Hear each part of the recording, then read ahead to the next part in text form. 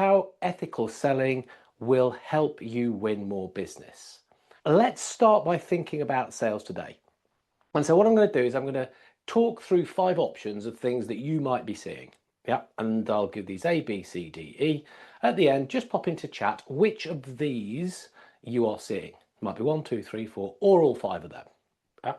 But stuff we might be seeing is that we are getting involved as salespeople later in the buying process. So it's more advanced. The customer is more advanced. They're doing more stuff on their own. There's more information out there. They're figuring stuff out without salespeople for whatever reason. There are some ideas behind that. So they are more advanced. That's your A. B is also that customers are more demanding. They're more biased. They're more biased to the stuff that they want. They've worked this stuff out for themselves. That's how they're going to do it. They're biased to achieving it in this way. And so that is the route that they're going to go down. You might be seeing that. B, biased. Sounds as though the ball is completely in their court. But also customers could be more confused.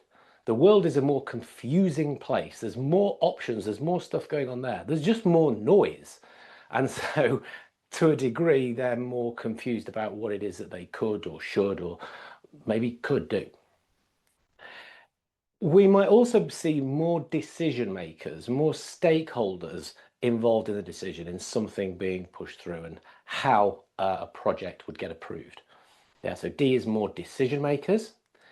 And E is that there are more emotional factors or more personal elements to a decision being made. You know, people are worried about risk. People are thinking about their own ambition. Yeah, these emotional elements that are coming into play. So these are A, B, C, D, E, advanced, biased, confused, decision makers, and emotional. What of those are you seeing? If you want to pop those into chat, could be 1, 2, 3, 4, all 5. You might have all 5. What are you seeing going on in the world of sales that you operate in? Okay, some people are asking in the other questions. So A, B, yeah, okay, those 2. D, more decision makers, yeah, that seems to be going up. Studies seem to show that as well.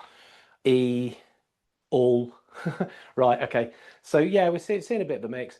I'm seeing all of them. You know, I work across a wider variety of different clients who've all got some of that going on in some way, shape or form. So yeah, that would make sense. That would make sense.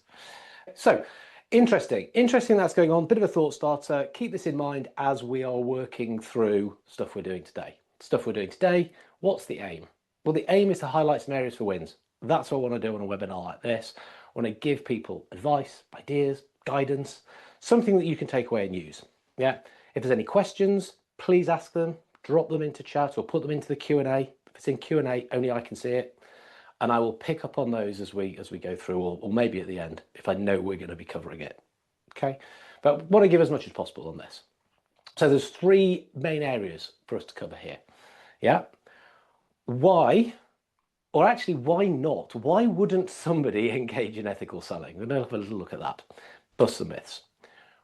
Actually, we're going into then what is ethical selling. Let's go and put a few definitions and a bit more sort of structure around this. And then we're going to go to how it's going to be highly practical, lots of ideas. It will come thick and fast. So yes, there's a recording. You might want to take that, or if you're watching the recording, save it and kind of pause and pick up on some of those elements. So yeah, about you, if you want to just pop into chat your job role, that's useful for me. I can just tweak maybe things that I say as we're going through, and I'll have a little look down on those as I'm just introducing myself. So who am I? So my name is Fred Copestake. Over the last 25 years, traveled around the world 14 times, worked in 38 different countries, trained over 10,000 salespeople, which is a real honor to do that. It's a real privilege. And what it's done is given me a whole load of insights really into the challenges that salespeople have. So that really sort of started to come to a head to me in 2019, where I wrote first book, Selling Through Partnering Skills. So I'm looking at the challenges that people have. How could we deal with those? What can they do to be better at selling? Basically, this is about being more collaborative, a more collaborative approach, working alongside customers, thinking like a partner, and so co-creating and working stuff out together. Not selling at them, it's not selling to them, it's working with them. So that came out in 2020. Right, you know, same time as you know what. And I was sat down. Look, it's not making it any less relevant, but I was sat down, looked down, same as everyone else, watched all the Netflix. I think it's when I got to the end of Tiger King that I thought, you know what, there's probably better things to do because the world around us is changing. The world of sales is changing. There's different stuff that people are going to have to embrace and become adept at to be successful. That's why I wrote the second book, Hybrid Selling, how we can bring these different ways of operating into the way in which we work. I'm very pleased to say that was a bestseller. But there is a natural progression to this. There's a natural progression, and people who know me know I'm a bit kind of weird when it comes to threes. And so that's when I wrote the third book, Ethical Selling. So for me, this is where we are moving towards. This is something that makes sense for salespeople to understand and to embrace. In a nutshell, it's because customers want it and it works better. I don't think we need any more reasons. So yeah, I'll break down what goes into that and the definitions and then say some of the tactics. It's a very tactical book, which I had arguments with some people about, but I'll explain why. In a nutshell then, what I would say is I'm all about good people doing good things in a good way. Read that on different levels. Yeah, competent people achieving goals because they've got this in process. Fine, you would not argue with that. We could also talk about it's inherently decent people that are making a difference and achieving impact because of the way in which they go about things. So everything I talk about works on those different levels. And that's what I want to share here. So let's get stuck into it. This is like, why would people not want to get involved in ethical selling? And the short answer to this, I refer to as the Goldilocks dilemma. So, you know the story, Goldilocks and the three bears. Yeah, Goldilocks comes in, 3 bowls of porridge, too hot, too cold, just right. Here, what we're talking about is, with ethical selling, too hard, too soft, just right. So, too hard. It's difficult. It's expensive. We need new processes. We're going to have to do a ton of training. We're going to have to change a lot of things that we do. Wrong. Other words I use for that sometimes, but this is a family show. No, that is not true. It's most likely that people are already doing a ton of this stuff. They might not be labeling it as stuff as such, but it's unlikely there is massive, massive changes. Maybe some tweaks, maybe a bit more consciousness, but probably doing a lot already. Too soft. Right. So here, this is where people are saying, well, am I going to have to become passive? Do I have to sort of not be assertive at all? Am I going to become a pushover? Does transparency mean I've got to give all my margin away because they're going to see my costs? No. Again, not true. Yeah, good selling might involve robust conversations with a customer. We might have to push back. We might have to challenge them. So it's not about being soft at all. There is a just right in the middle, which when we look at sales best practice, this will capture a lot of that. So when people say, so what is ethical selling then? Again, fast definition is to talk about win-win-win. Win-win-win. Now, a lot of people go, I know win-win. We've talked about that for a long time. And I'll say, yeah, we've always talked about the customer. We've talked about the company. We should also be paying attention to our own conscience, the conscience of the salesperson. Let's just break these ones down. So first, reasonably easy. So the customer's got to win. The customer's got to be comfortable. We cannot be putting them under pressure anymore. We've got to look to establish a thing called buyer safety. I'll touch on that later. We want to give them clarity. We don't want these sneaky beaky tricks, being clever, being difficult, focusing them on the wrong things. Won't work, not right. And some people, they need people to demonstrate the way in which they sell because of elements of compliance. So sometimes you have to just show what our policies and the ways in which we operate are. So customer's going to get a win. Cool. Company's going to get a win. Yeah, well, I've said it already. This is best practice. We're going to get repeat business. This is a way to drive revenue, to keep the lights on and to do the stuff which companies are designed to do. We can create more respect by the way in which we go about doing stuff. Yeah, the reputation, if you want to call it that we have in the market, which will have an impact on bottom line. Yeah, there is ROI to this. So if it involves a little bit of effort, if there is a bit of a tweak around training or just helping people understand certain processes better, it makes sense to do. It's worthwhile. So then the win from the conscience point of view, the salesperson, for me, this is the mirror test. Can you look at yourself in the mirror and say, you know what, the way I've worked today, I'm proud of that. I'm happy with that. I've done things right. I've worked with this level of integrity, which I'm happy with. I'm comfortable. I think it also translates into the way in that, can we look at say, what I've done actually matters. I've actually contributed something here. Yeah, there's some kind of purpose behind what I've been doing. I'm aligned to that I feel as I'm making a difference. And that might not be so important for everyone, though more and more so we're finding that that is what makes things not actually feel like work, but where we tap into this sort of deeper intrinsic motivation. People are doing stuff because they really want to. And that makes a load of sense. So win, win, win, customer, company, conscience. That's what we're looking for. When we don't start to get overlaps, then we've got a problem. If the customer isn't winning, well that's dishonest, isn't it? I would say you probably can't have your conscience winning if you're saying, well, yeah, I'm all right, our company's all right. Customer don't really matter, does it? That's dishonest. We can't. It's not sustainable. Customer would understand anyway. Again, customer might be fine, you might be fine, but the company isn't getting their slice. The people you work for, to a degree, that's disloyal. And again, I'd question: is that going to be sitting well with your conscience? Customer's doing all right, company's doing all right, but actually I'm in a bad place here. The way in which I've got to go about doing stuff, how I'm asked to operate, it doesn't sit well with me. Not good. That'll soon lead to disengagement. So again, these aren't sustainable, but it's not hard to pull these things together. Honest, loyal, engaged way of working, because customer conscious and company are all aligned. That's a win-win-win. That's what we're looking to try to achieve. So look, let's go a little bit more into what is ethical selling. What is ethical selling? So we could go down the definitions route. Ethical selling refers to conducting sales and marketing in a morally principled, socially responsible manner. It involves practicing honesty, transparency, integrity, focusing on best interests of both the customer and broader society.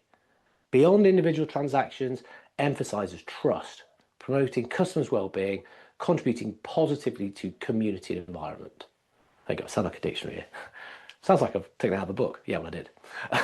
So yeah, look here, what we're talking about here is kind of ethics. So that is sitting at the center of it. That's quite a powerful word. It's an important word. And here, if we look at the straight up definition, Oxford English definition, ethics are principles that governs a person's behavior or conducting of an activity. A classic example, we'll talk about medical ethics. Okay, so ways in which we go about doing something. And so again, we could go into kind of, so what's the relationship here with morals and ethics, right and wrong conduct?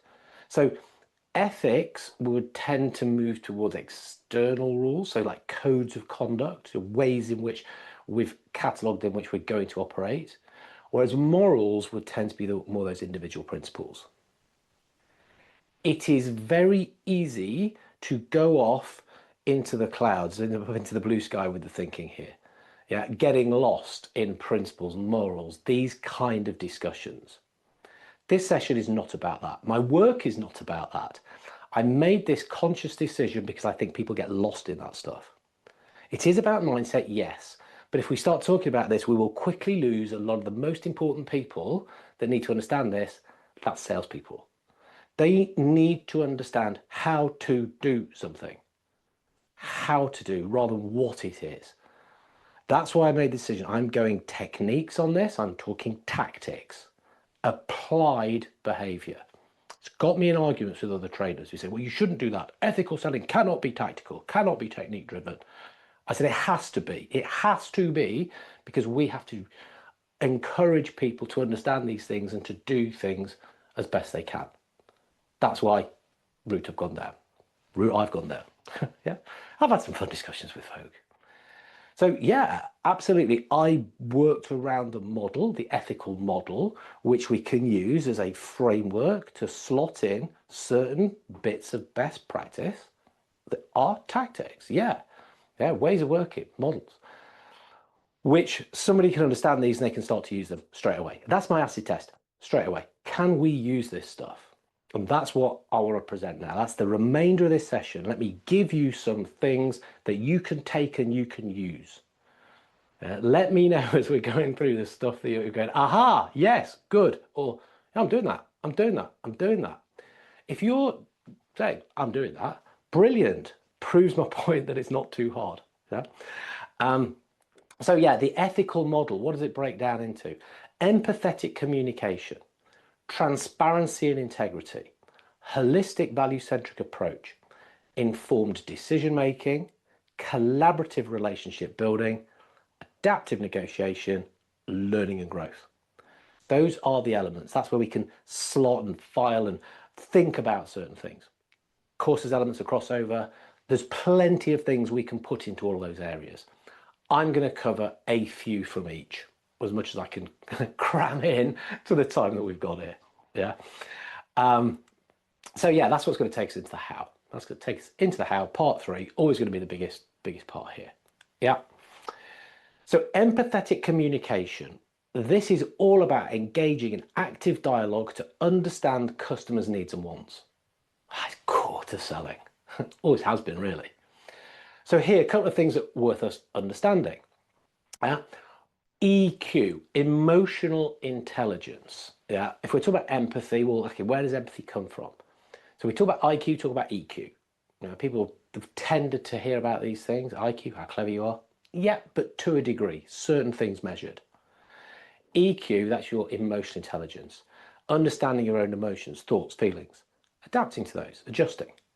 Can you do that with other people? Can you sense? Can you read? Can you recognize where they might be? Can you manage that? Can you adjust how you behave for it? That's a really big skill. Stuff we can learn, and it's stuff that's been shown to have a bigger impact on success than IQ. That's why US Air Force, Google, AT&T, people like this will train it. So what can we do? What practical skills are there? Questions, questioning skills. It's very rare you'll get, in fact, I don't think I've ever done a sales training without talking about questioning skills, because it is core to what we do. Understanding people and helping them to understand what's going on. I believe there is a shift in modern sales, whereas rather than just questioning to find out what the problem is, to say, ta-da, I have a solution, it's helping people establish this clarity about what's going on. That is valuable in itself. So the way in which we use our questions, open questions, closed questions, TED questions, tell me, explain, describe, hypothetical questions, if, summary questions, keeping quiet sometimes, silence is quite a good question, encouraging body language, well thought, high gain questions, where we've taken into consideration what's going on and we're using this to stimulate how someone is going to think. This is core of what we need to do in this area. And if you're going to question, listen. Listening skills. I sometimes think we probably don't talk about this enough. Simple way to think about this, I think of 4 levels. Yeah, lowest level, skim listening. Skim listening, you sort of, someone says your name or some interesting word, you might kind of pick up on that. Survey listening, a little bit more, so you've broadly got an idea of what's going on, not much else. Top end is active listening. That's where we want to be. We're really engaged in what's going on and think about, okay, that's what they're actually trying to say. What's this third level? Because I think this is where we hang out a lot of salespeople. Yeah, search listening. I'm going to ask a question. I'm searching for you to say something, because when you say it, I can go, well, guess what? So you're waiting and then you kind of miss stuff. It's going over your head. Things which people say. So another element we want to talk about here is transparency and integrity. So this is operating with honesty, clarity, providing accurate information. We can break this down. One of the best ways I've seen trust explained is with the trust equation. This is Harvard Business School stuff. The Trusted Advisors wrote this. Yeah, if you know that book, The Trusted Advisor, and they break this down into this awesome equation. Trust equals credibility, reliability plus intimacy divided by self-orientation. Credibility, know your stuff. Reliability, do what you say you're going to do. Intimacy, yeah, you build a relationship, you get close to people. You're careful with their information. However, this is divided by self-orientation. Anyone can do that stuff above the line. You can do it for your own benefit. Like, I'll sell more, good for me. But if we're genuinely doing that for the other party's best interest, because we want to help them, that is where the trust is built. So flipping your orientation to actually, I am trying to serve others, that is a massive trust builder. Yeah, that's a massive trust builder. It's kind of like a book recommendation session here, but another fantastic book is The Transparency Sale, written by a guy called Todd Capone. I can't talk about transparency without calling this book out. It's completely about it. But he actually talked to me in a podcast about this and a tactic that we can use. It's a tactic. People might be uncomfortable with tactics. I'm not. This one is leading with a flaw, F-L-A-W, fault, which goes a little along these lines. So paraphrasing, it's kind of, well, look, if you are looking for this, it's the most important thing, we're probably not the best option for you. But if you're looking for this, this, and this as well, then absolutely that is why we should be having this conversation. This is such a trust builder. It's so disengaging. It's actually what not many salespeople would do. I've talked to some who just don't get it. They still don't get it. They just think it's crazy. Why would I do that? If there's something wrong, I'm going to hide it. I talked to a used car salesperson. I'm like, if I had a dinner in the car, what would you do? I'd stand in front of it. Well, they'd see it, wouldn't they? Yeah, but they might have bought it by then. It's going to come back and bite you. Yeah, they just couldn't get their head around it. But this lead with a flaw, be very deliberate about, hey, this is potentially where we're not right, and it could be that ends up qualifying out earlier. Great. There's another tool or a technique that we can use. So a mutual action plan, or an outcome engagement plan. Another podcast guest, Don Williams, I spoke to, talked about. So here, what we're doing is we're setting out what are the outcomes that the customer is looking for. Now, that's a mindset shift in itself. So we sell outcomes, not products. But these are the steps that we are going to have to go through together to get there. You're going to do this, I'm going to do this. These are the members of the team. This is when we're going to have to do it. And so there's various ways in which you can configure this based around kind of, what's that value that we're driving towards? What are the dates involved? Who is going to get involved? This becomes a very visible way, being totally transparent about how we're going to do that. Yeah. So cooperative plan building, yeah, build the damn thing together. Absolutely makes a load of sense. Yeah, sets expectations. Another thing that we can do together and have to do together is how we build value, the whole way, the holistic value-centric approach. Yeah, so the old Scooby-Doo van here. Why Scooby-Doo van? Well, it's all to do with something a colleague, Mike Wilkinson, told me a little while back. We were traveling somewhere and chatting about value selling, as you do. Yeah, I know, a bit sad. But, and he said, of course, Fred, value is a mystery. And I nodded away sagely, yes. What do you mean, Mike? He said, well, no, think about it. It's like, you don't know what value is. Probably your customer doesn't know what value is. So it's a mystery, and we need to solve that mystery together like a detective to be able to then work on it and co-create it. And I thought, oh, that's brilliant. I loved it. And I've called it ever since. So thank you, Mike. So yeah, that's why Mystery Machine, Bally's a mystery, and Scooby-Doo is a kind of detective, I suppose. And look, there's tactics, there's ways in which we can prepare to do this. Yeah, so insight, shining a light on something, not rocking up, telling people about our company, our product, how wonderful we are. Here is an issue, here's a thing, here's a trend, here's something that actually could be shockingly obvious to you, but nobody's really talking about it. Let's focus in on this. So shining a light. A good salesperson can start to prepare this. They create points of view, opinions. They get perspectives that they're going to share with their customers so that the level of conversation is going to improve. That used to, well, it still takes a bit of skill to do that, but we're in a position where it's never been easier. Using AI is something that you can do to go deep in understanding customers and how they operate and what's important to them and those kind of things that we should be talking to them about. I think if you're not, and they're already doing that, you ain't got a seat at the table. But if you are and you're bringing things up that you can now start to focus on, it makes a lot of sense. But even just understanding the pain, the prize, what are the pains, the problems, the struggles, the challenges, or the aspirations, the goals, the things that customers are trying to achieve. Very simple to just have a chat with your AI, chat GPT, call that for a reason, or your own favored version, and just run it through. I would teach pretty much everybody now, use rapid research model. Role. What is the role of blah blah blah blah? Whoever we're trying to research. Aims. What are the aims that they've got? Into P, we turn it around and we do an act as. Act as this role. Yeah. You are. Tell me, what are the pressures that you experience on a daily basis?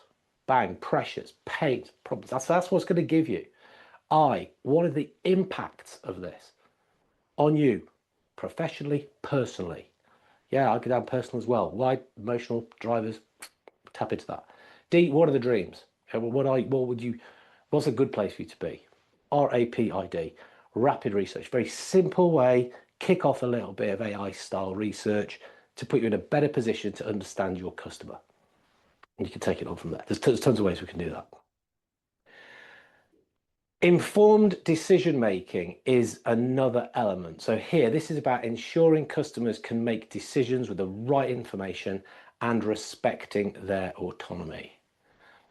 Okay, so Rob, I am pretty sure you will recognize this phrase, buyer safety. You've heard of buyer safety for some of the people we hang around with. And it is a key, it's a key concept. Yeah. We've got to have our buyer feeling safe. Yeah, this kind of psychological safety, that we've got their back, that we're not going to do one on them. Yeah, they're under enough stress and pressure and pain anyway. And salespeople, if you're not fully trained and you've only got half the story, you're rocking up, giving them more pain. Pain, pain, pain, pain, pain. Demented woodpecker. Right, okay, there might be a reason we're doing that to help them think, but this isn't about pressuring them. We do not want to pressure. So I believe this starts right at the very beginning. It starts with qualification. We should be looking for opportunities where we can really make a difference, where the outcomes that we believe that we're able to deliver, these are actually what customers are looking for, and we can quickly establish whether to qualify in or qualify out. Yeah, qualify in or qualify out. Yeah, comment in chat there. You also feel better with your conscience when you do that. Yeah. Well, unless you're some kind of psychopath. I love putting people under pressure, making them feel bad. No, not good. So yeah, if you know it doesn't suit everybody, save everybody time. Rather than hammering away. There's nothing wrong with disqualifying early. In fact, it's a very good sales ability that not everyone has. Yeah. And look, as we're getting nearer to that point, nearer to the close, yeah, that freedom of choice that we've got to give people. Yeah, they're the ones who've got to make the decision. Another way I've been positioning sales more recently is that we're there to support decisions. We're decision support. We're not to persuade. We're not to convince. People can see those tactics. Yeah, people aren't as stupid as you think. If you think a buyer, customer, can't see what's going on, you're the stupid one here. Yeah. I know I probably shouldn't use these words, but I feel quite strongly about it. But yeah, no, this giving them the information, being open, honest, here's the decision, you decide. Maybe this is where people thinking, well, no, you said this isn't about being soft. I don't think this is a soft thing. I think it's actually quite hard to do. It's the right thing to do, and it's the one that gets you respect and will probably actually speed the decision up. Because what happens when we try to force somebody, when we push somebody, they push back. Reactance. Yeah. No, look, the decision's there. It's yours. I'll give you the stuff. I can move you and help you and guide you. That's the stance I'm taking. It's what somebody who understands collaborative relationship building would do. Yeah, so this is all about thinking like a partner to build deeper, longer lasting customer relationships. Yes, of course, I'm going to call out my own book. That's what I wrote the whole damn thing about. But no, that's exactly what it is. It's think like a partner. This doesn't mean you are selling a full partnership. Actually, to be fair, lots of people who say they give partnerships, it's the least partnership type arrangements you can get. This is a mindset shift that I'm working with this person as though they're my partner. Doesn't have to be a formal business alliance, but it's how we're setting up the way we do things. So we do and we think like a partner. So earlier I talked about IQ and EQ. There is another thing called PQ. PQ, your partnering intelligence, your partnering skills. Not something that I've invented. This was researched, validated, verified by a guy called Steve Dent. So at the same time, Daniel Goleman was doing a lot of his work around the EQ piece. Steve Dent was working with these large organizations, airlines, the airlines are coming together and kind of building these alliances. And they're saying, hey, look, how can we do this? How can we do this better? He went away, researched, big project, came back. Long story short, organizations don't partner, people do. These are people skills. When we have these people skills, we will partner better. And he's laid these out. Yeah, there's 6 elements to PQ, which we can measure. We can measure them in ourselves, and we can consciously work on applying them into a sales process and developing them. Yeah, trust, foundation of relationships, isn't it? Foundation of communication. Talked about trust already. Win-win. Yeah. Well, actually, we're saying win-win-win now, aren't we? Yeah. Interdependence. Comfort with interdependence. So, a way to quickly explain this: customer success is your success. Customer success, your success. If we can establish that, we are interdependent. People are working in a complex sale have probably got a whole load of people behind them as well, their own business that they need to be interdependent with. He spoke about self-disclosure and feedback as a way of giving information about yourself, feeding back information about others. I'm now using the word transparency. I just think that fits better. It's a bit more current, faster to say. Yeah, so transparency, another element, PQ. We need to be comfortable with change. Think about it, we're selling change, yeah?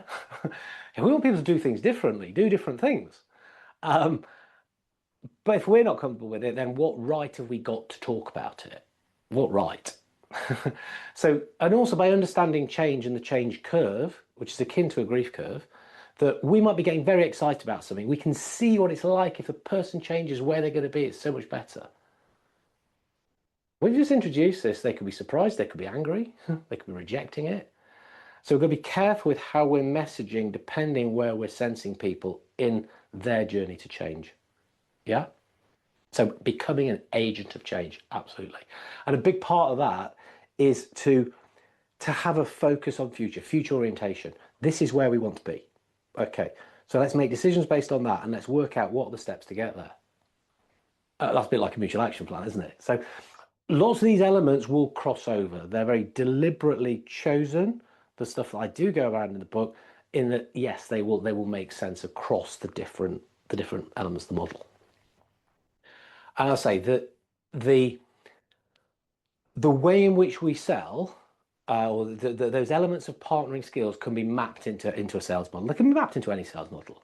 Yeah, I talk about the value framework: validate, align, leverage, underpin, and evolve, which is basically about having the right opportunities, doing the right research, the right conversations as a result of that, which give us the right solutions, driving the right outcomes. Said it already, we sell outcomes, we sell results. So actually that end point is also the beginning point, because we should be looking at the right opportunities where those outcomes are most likely. Those are 5 elements of selling. We can go deep, we can get more complex, more sophisticated. Basically, that will be a way to align and to work while you're thinking like a partner. Cool, right, we continue. Told you there's a lot coming. If you are watching this one on the video record, if you're on YouTube, pause it or something, come back to it later, save it. So here we talk about adaptive negotiation. Adaptive negotiation. So why adaptive? Okay, so if you think about it, in negotiation, we're constantly adjusting tactics, adjusting goals, strategies. Yeah, based on the information we're getting, based on what the other party's doing, how the negotiation, how the conversation to get agreement is panning out. Yeah, I picked this graphic actually. It's something that's used to describe one of those one of those books where you define your own ending. You sort of read the thing, get to the end, decide what page you turn to. Yeah, that will map out the path in which you take. There's potentially tons of paths. Your decisions at a given time are going to take you where you're going to go. Yeah, kind of decision tree. Yeah, it's kind of decision tree. So yeah, this is what we mean by adaptive. So there are these micro moments. There are these things that will happen that, depending what you say and do, are going to change the whole path. Yeah, you'll cut off some paths, but you'll open up others. So another colleague of mine, Philip Brown, talks about this hell of a lot.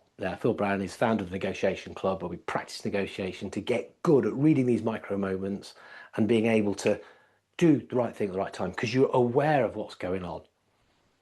So micro moments, think about that thing that you do and say. We need to be super attentive to what's happening because it can change the whole path.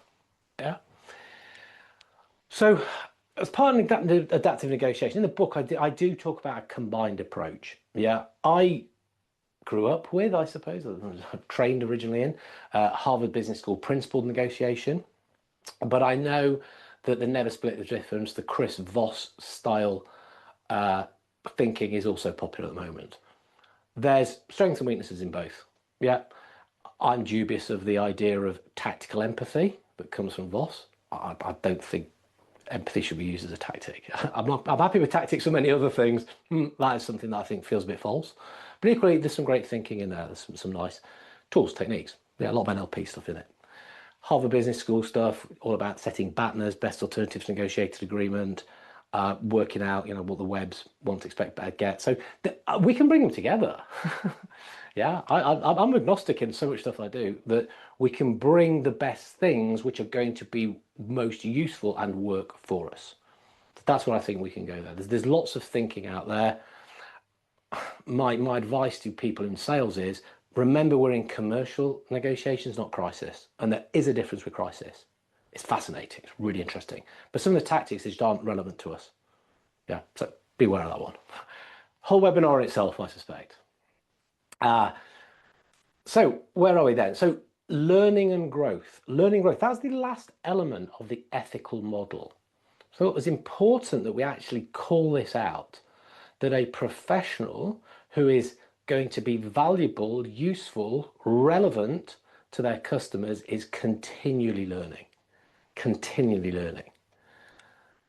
Element of this is having a growth mindset. Growth mindset. Carol Dweck talks about this. Yeah, some people are fixed. They're not going to change. They can't change. They won't change. What they've done before is the way. I hear a lot in my role. Well, I have 20 years experience. Yeah, the world's changing. Yeah, when you break it down, it's actually 1 year, 20 times. People haven't really moved forward, and they will struggle, particularly as I believe the speed of change is picking up. Those with a growth mindset, they are able to learn more, learn quicker. They don't see mistakes actually as setbacks, as chances to learn. There's lots of reasons that a growth mindset is something that a good professional salesperson would benefit from. So we need to try to open our mind to new thinking and be curious and trying to implement it in the way that we work. There's another concept that I think it's a bit more recent that this came out, and something that I thought was quite interesting, is the Dunning-Kruger effect. Dunning-Kruger, which is about, it's basically the balance or where you are on a confidence and competence scale. And what these researchers found is that a lot of people without much competence are very confident. They think they're brilliant. And so I've heard this called, this place on the graph, the peak of Mount Stupidity. You don't really know what you're doing, but you don't really know you don't know what you're doing. As you start to get more experience, though, you start to realize actually there's probably more to this. And you start to open your eyes to the fact that, you know what, I'm maybe not as brilliant at this. And the confidence actually starts to drop. Whoa, God, I actually don't know what I'm doing. There's so much I need to learn. I read that PhDs are kind of the ones who are often at the bottom of this trough of despair. Yeah. PhD. This is when you're doing stuff and finding things out that nobody else in the world knows about. That's the whole point of research. But your mind is so open to the fact that, hey, there is so much more to learn. actually you'll soon be able to then pick back up and sort of increase back up the levels of confidence, because you realize, you know what, I am pretty competent here. I've got quite a lot of good, usable, relevant, useful knowledge. It's one that we often have to open salespeople's minds to a little. But hey, that's part of the fun. All part of fun. And so, yeah, the way I'll often talk about this, and actually it's why I wrote the book Hybrid Selling, is that the analogy of drumming is actually quite useful here. So if you've kind of got one little snare drum that you're tapping away on, tup, tup, tup, tup, tup, tup, tup, it's not a brilliant performance. Think of what a good drummer is doing. They have got lots of different drums in their set and they're playing different parts at different times to give the performance that is required at the time. Now, a real top drummer, or someone like Tommy Lee, I don't know if he's a top drummer or not, but has got the drum kit attached to a, what do you call them, a roller coaster, and he's going around the stadium upside down and the rest of it. It's like, whoa, yeah, very cool. But yeah, there's elements of the drum kit that we need to be making sure are the equivalent of our ability to do certain things in sales. Yeah, sending video, yeah, using voice notes, yeah, working virtually, using AI, yeah, standing up presenting, being able to run a meeting. These are things, some of those drums have been there forever, some are modern versions of the drums, like the electronic cymbal or something like that, I suppose. But look, the concept being, we've got to be quite adept in playing different elements of this to be involved in the game. So there we go. I've taken you through a lot of the elements that are there in the book, Ethical Selling. Appreciate I've gone through at pace. I try to keep an eye on what's going on in chat. There's been some cracking comments there. You know, I'm a huge supporter of biosafety. Any rep not practicing it should be still or retrained. Right, okay. Also feel better, be confident. I said that. Precisely, power of referral when you don't fit. Yeah. Yeah, okay, yeah. So qualifying out, I think that comment's about qualifying out. Yeah, that actually, you're not right for us, but yeah, maybe you know someone that would do. Yeah, agent have changed. Okay, so yeah, I think there's been some good conversation there. Sorry, I probably should have called them out a little bit more. But I was aware I'd packed a lot into this. I am ready for questions if there are any. In fact, I'm just going to scroll back to make sure I didn't miss any.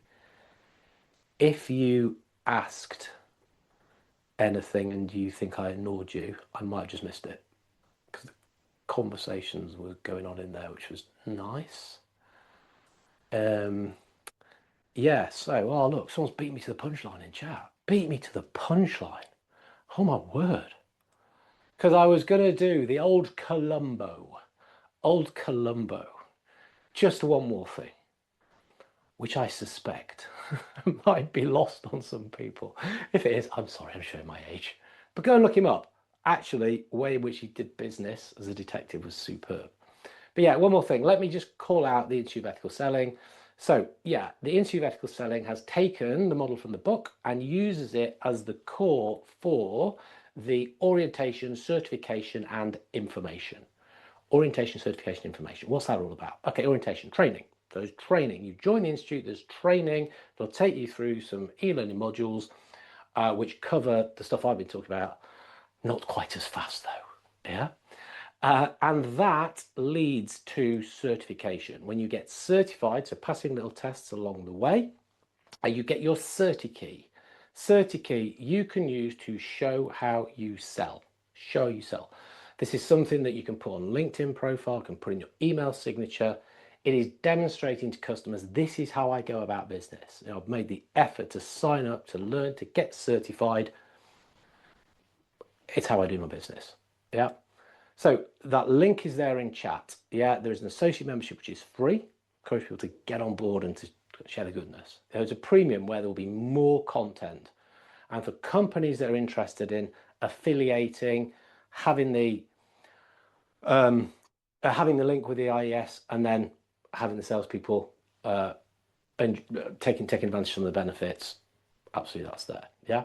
So yeah, there's, as you can imagine, there's different things. If you're paying premium, there's access to stuff like the member workshops, playbooks.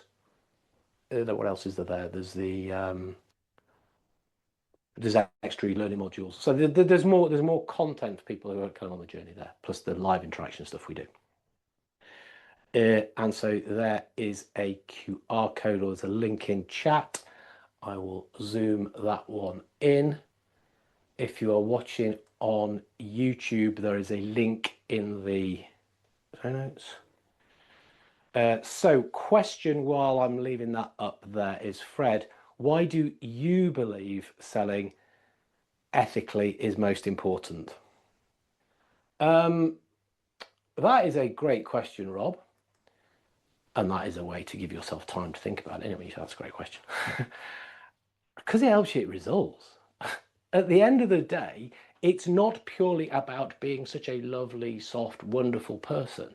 Yes, I'm into all of that, but yeah, I'm a commercial animal as well. And I believe that if you do this stuff, you hit the results, you get your goals that you're actually being employed to do, and which the organization wants, or if you're selling for yourself, that you want. So that's where I believe it's most important, because the damn thing works. I think I said it early doors. Customers want it, and it is best practice. Actually, the techniques, the tactics, along with this mindset, are the ones which are going to get you the outcomes that you're looking for. That's why I believe it is. That's why I get so excited about it. Yeah. Likability only gets you so far. Mis-selling is a terrible thing to do with terrible future ramifications for the company. Absolutely, yeah. Oh yeah, we all know that hail fellow well met, tries to be everyone's best mate. Yeah. I sometimes talk about UCL, understanding, capability, and liking. It's a three-legged stool that we base sales on. Yeah, understanding. Do you understand the customer? Do they understand that you understand them? Do they look at you and go, yeah, he gets it? Yeah. Capability or credibility. Okay, so then does it look as though you've got the way in which you can deal with these problems that you've shown that I've got? Actually, if you're a decent person, I quite like you, and the relationship's good, then that's kind of a bit of a bonus. I'm not going to go, God, you're dead nice, such a top person. Yeah, I want to work with you. No, about the understanding for me. Lovely job. Anything else? Any other questions, comments?